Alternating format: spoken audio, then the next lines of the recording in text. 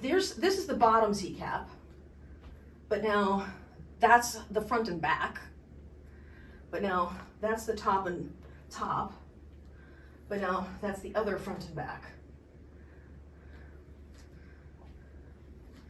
Right, so now you see what I'm doing. And you see how I'm going through the sequence now? Right, but do you see how I'm going through all of the positions here? Okay.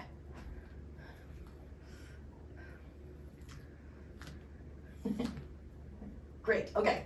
I would call that an 8-step side plane, side opposite left C cap combination, where you are stepping through, in the particular one I just did, you're stepping through on the in-spin portion of it.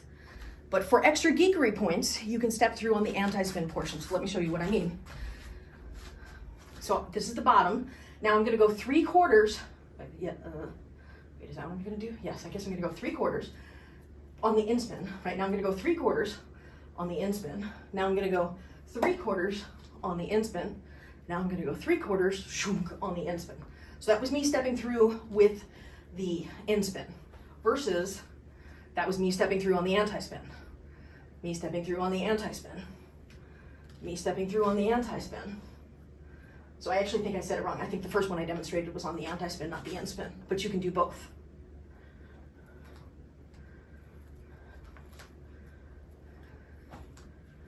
Well, and that's only in side opposite left. Obviously you could do that in all 4 directions.